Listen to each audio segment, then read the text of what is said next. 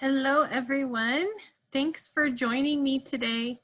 I'm Ryan Horsch. I'm the Assistant Director in Career Services at ESU, and I'm going to be giving you a little bit of information today about career exploration and different tools and resources that you have to sort of help you through that process, and then answer any questions that you might have. Just a note that you all are muted right now when you entered the room. So if you do have a question, just be sure you unmute yourself and or you can type it into the chat box, and I will try to keep an eye on that and answer that as we go through. So can everybody hear me okay? Give me a thumbs up or a yes in the chat box. Okay, perfect. Thank you. So today we're just going to talk a little bit about career development, and then we'll get into some resources. So a lot of people come to career services. These are some of the pretty common myths that we hear from students. A lot of people come to us and say, I want you to help me find my perfect job, or find that one perfect job that that's out there for me. And the reason that we have some trouble with this and that we say this is a myth is because trying to narrow it down to one job is pretty unrealistic. The fact is there are lots of jobs that could be very satisfying for any individual, and so we want to help you find those. And I hope that you'll take some comfort in knowing that there's not just one specific job that you have to do.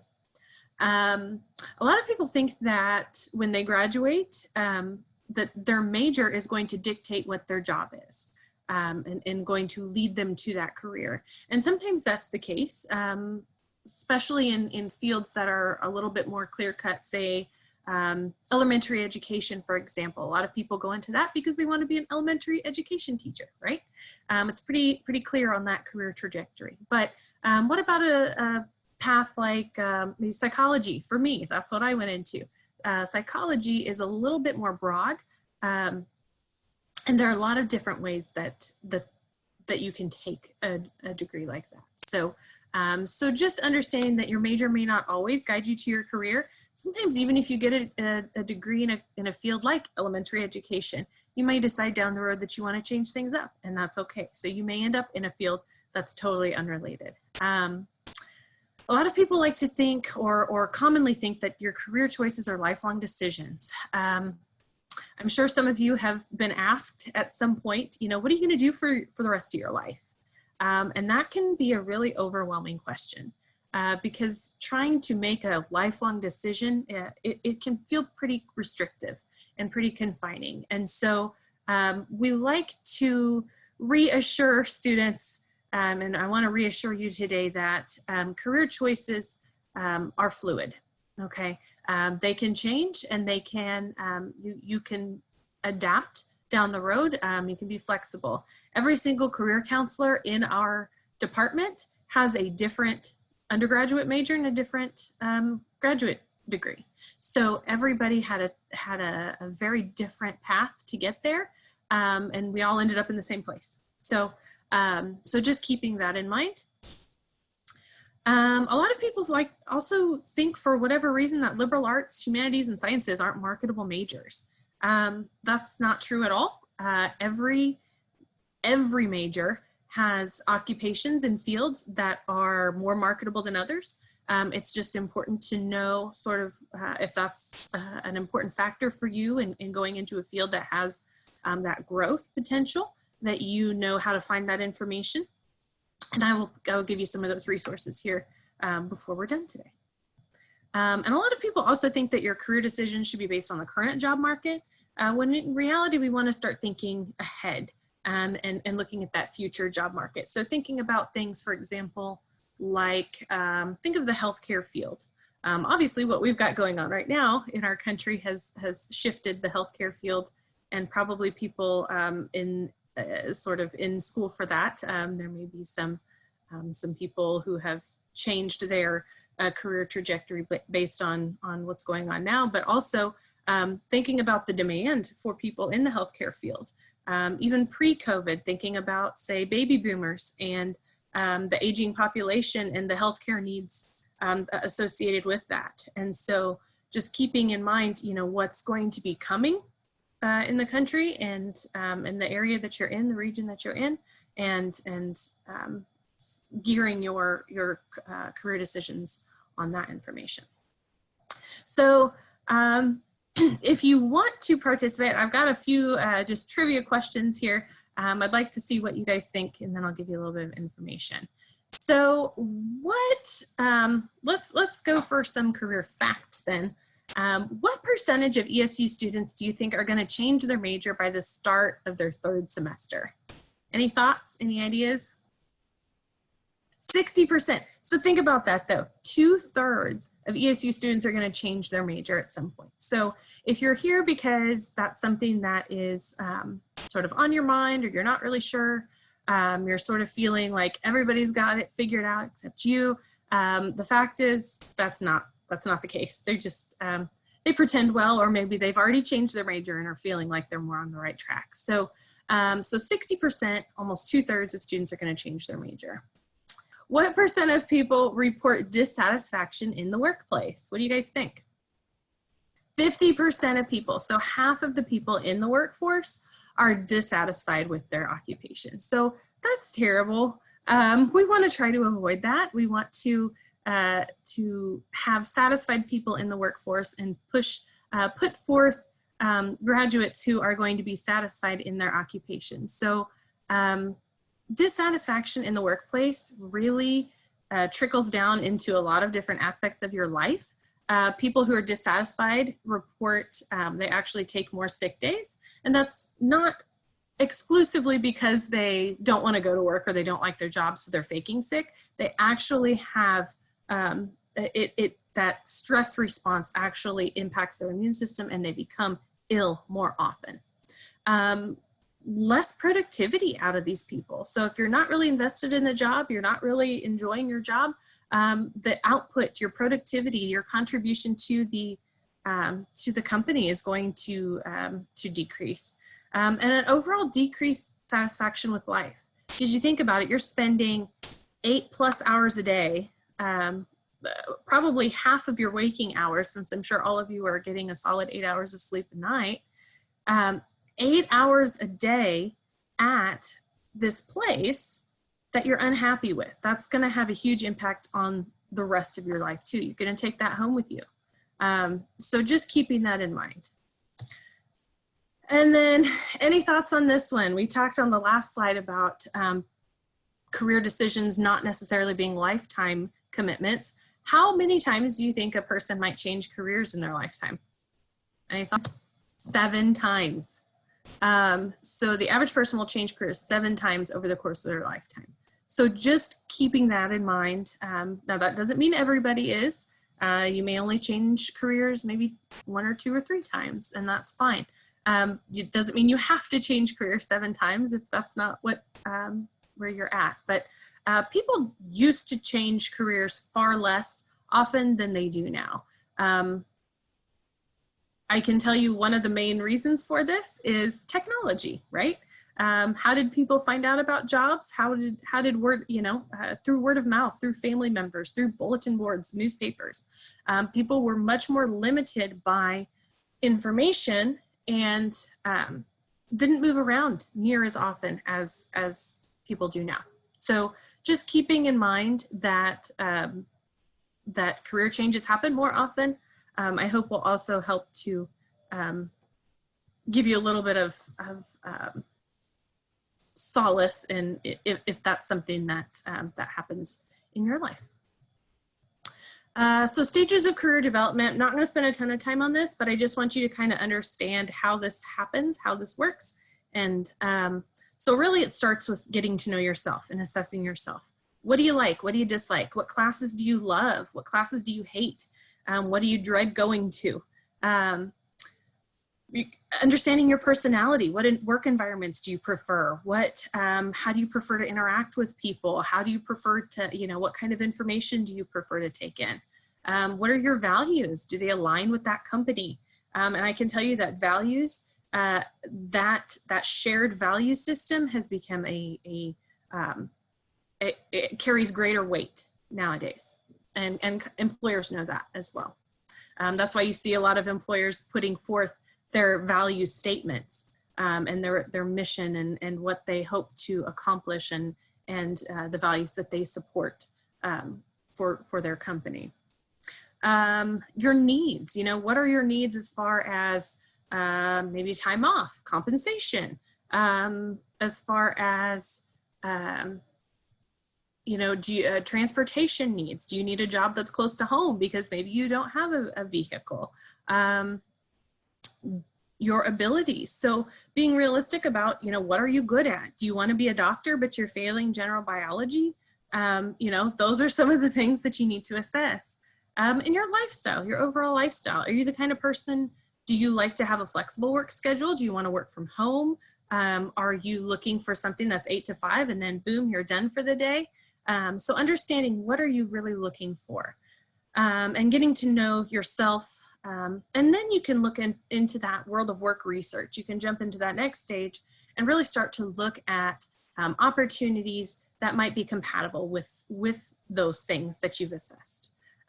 So really starting to look at kind of where those, your needs and those occupational offerings intersect, and then start to make some of those informed decisions. Really, you're going to be going through this stage. You've gone through this stage many times.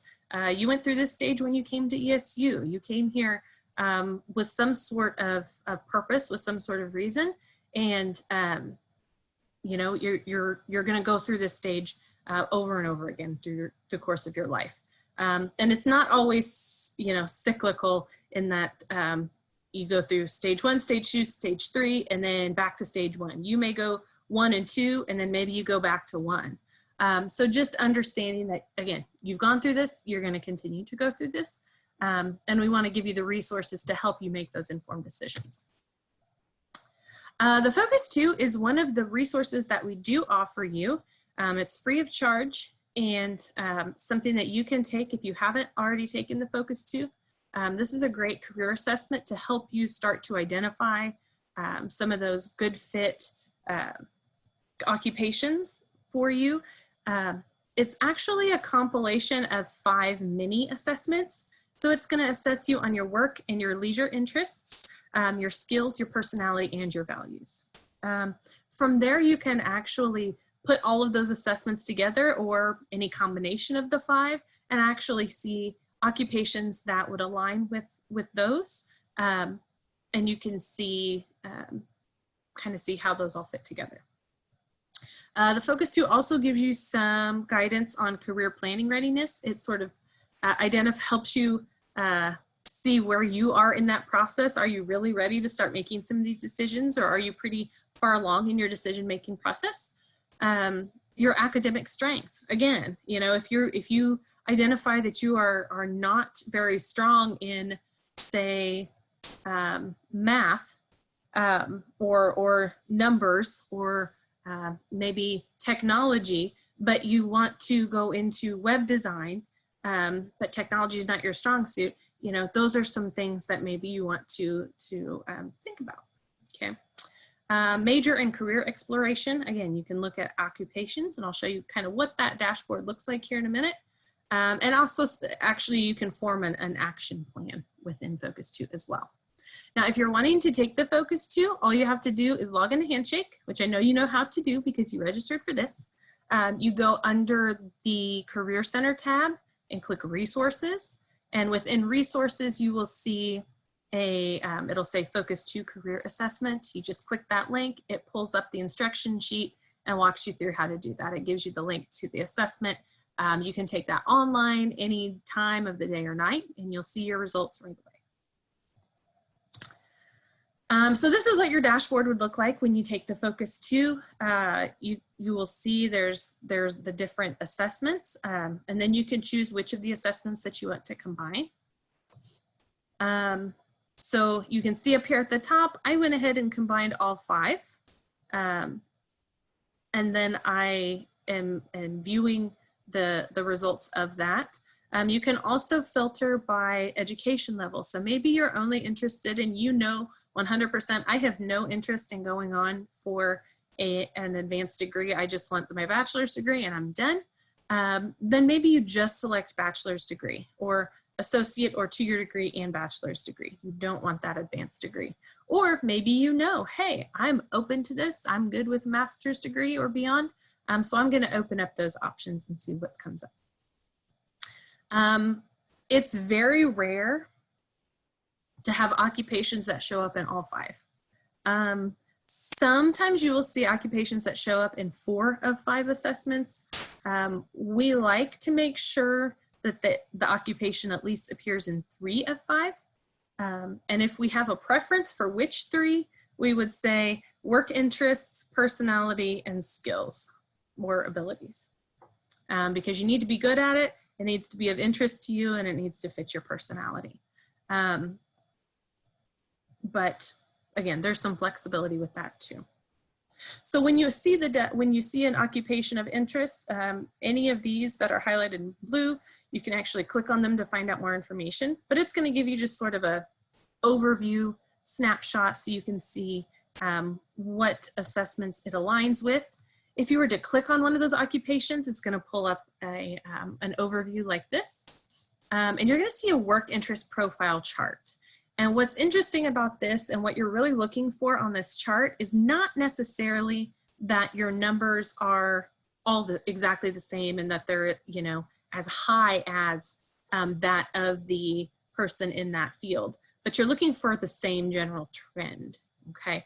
So if, for example, on this one, if social was very, very low, which social is my number 1 in the work interest profile, then that could be an issue for me here, because social is going to be very, very important as an industrial therapist. Okay. So one of the other things that you're going to get when you take the Focus 2 in that work interest profile is you're going to get your Holland code. And I'm going to share another screen with you here because I want to show you some other resources that are out there to help you in your search. Can you guys all see ONET online now? Please let me know if you don't. So what you're going to get when you take the Focus 2 is a 3-letter code. It's going to say something like, I mentioned social. It's going to say something like maybe social, investigative, realistic. That's going to be it's called your Holland code. And what you can actually do with that, if you go to onetonline.org, is you can go over here to advanced search. You can search by interests.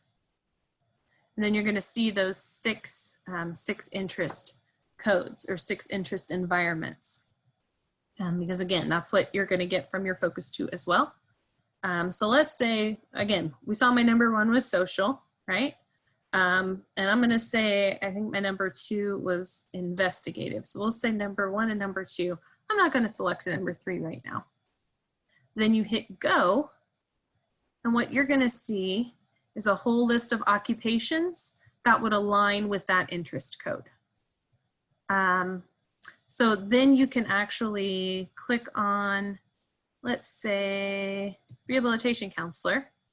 It's going to give you a very comprehensive overview of what a rehabilitation counselor is, alternate job titles, sample tasks associated with that position. So you can see, is this something that would actually interest me or not really? It's going to give you tech skills and general knowledge base. There's just a ton of information on here. It's also going to tell you the job zone, which is the level of education that it requires, the type of experience that you need to have and the type of training that you need to have. And then it's also going to show you similar occupations and wage and employment trends. So this is where I mentioned earlier, if you're interested in looking at a field that has that growth potential, you're going to want to look at the projected growth for that occupation. So this occupation actually has a faster than average growth of 7 to 10%. I would want to make sure that I do select the state trends and I go to Kansas or wherever I'm wanting to work and looking at trends in that area, as well as wage information for that area, because it can vary greatly based on where you're living. Okay, so that is sort of what you can see with O-Net. Another way that you can see if it's an occupation that has that growth potential, they call it bright outlook here, and those are the jobs that have the little sunshine by them. Okay, that's the bright outlook, so you can see that at a glance. We also talked about the job zone. That's what this has to do with. So say you know that you're going to get a 4-year degree, then maybe you want to look at the jobs that are at least probably a 3 or higher. Okay. This again has to do with the type of training and education that's required. Okay, so that is O-Net. One of the other things that you can do with O-Net, and it's pretty handy, is you can just, in the quick search up at the top, is just type in any occupation. So say you wanted to be an accountant, you can boom, look at accountants and see information about them. This is also really handy as you're trying to write your resume. So just a little tip here, say you are maybe a cashier somewhere. So you can actually type in cashier up there. You can go here and then you can look at sample tasks. So as you're trying to put into words what you do as a cashier, maybe that's, you know, that's tough to try to think of what you do. So you can actually go here and it writes those out for you, and you can actually take these and modify them for your resume. Just a little extra tip there.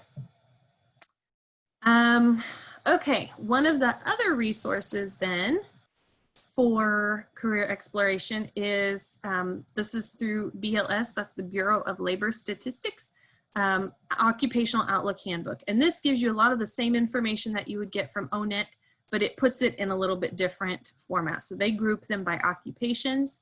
So say you wanted to go into,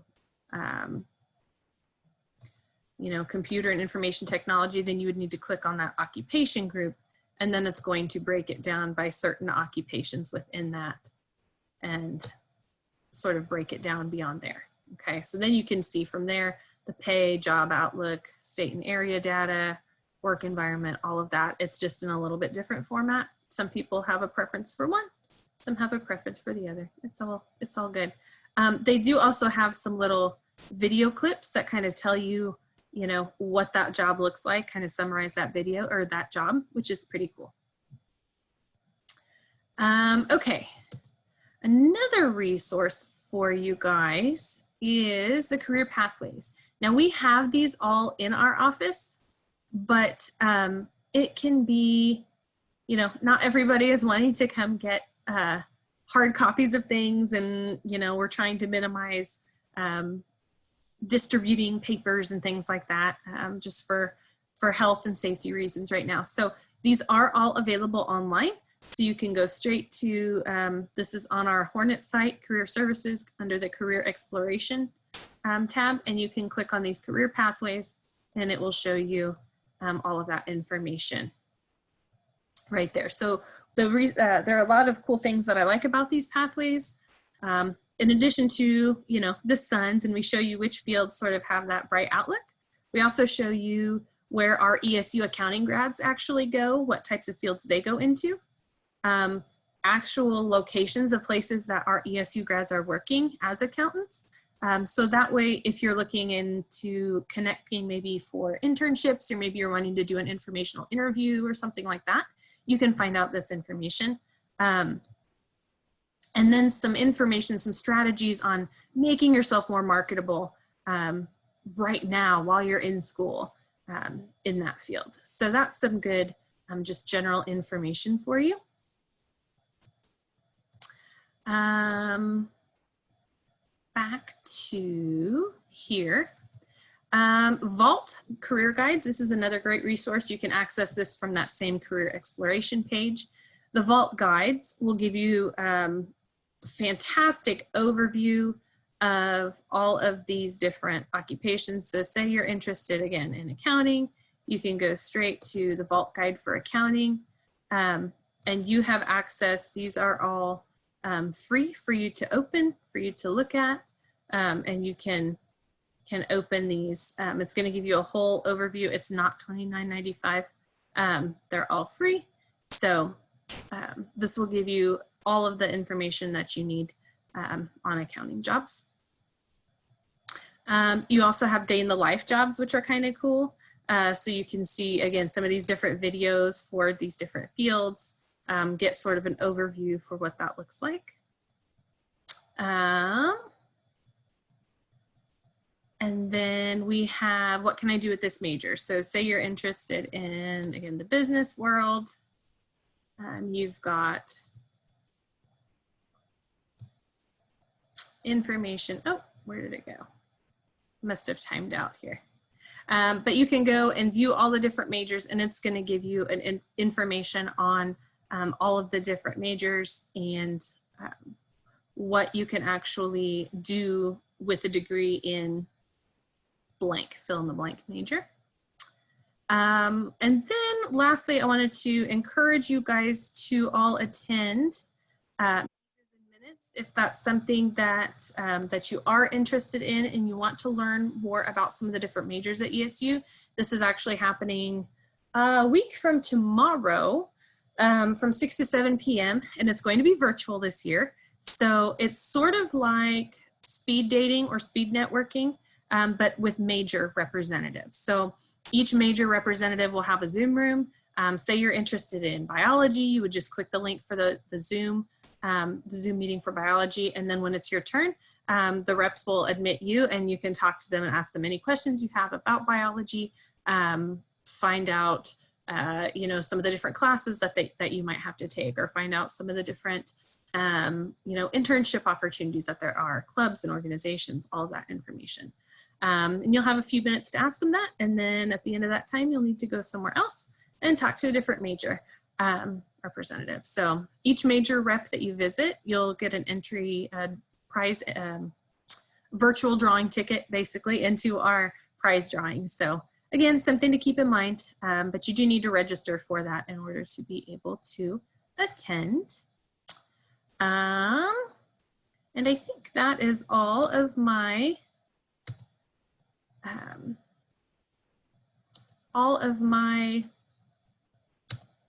information that I have for you guys right this second. So, oh, and additional testing, I guess, if you guys do have, want to take some additional testing beyond the Focus 2, we do the MBTI, which is the Myers-Briggs type indicator. It's a personality assessment. StrengthsQuest is one that you can do. I think that one might cost like $8. And then the career thoughts inventory is another one that we can do, and that's free. Any of our services are free. StrengthsQuest is outside of us. That is all the information that I have, but I will stick around if anybody has any specific questions. I am open to that. So thanks for hopping on today.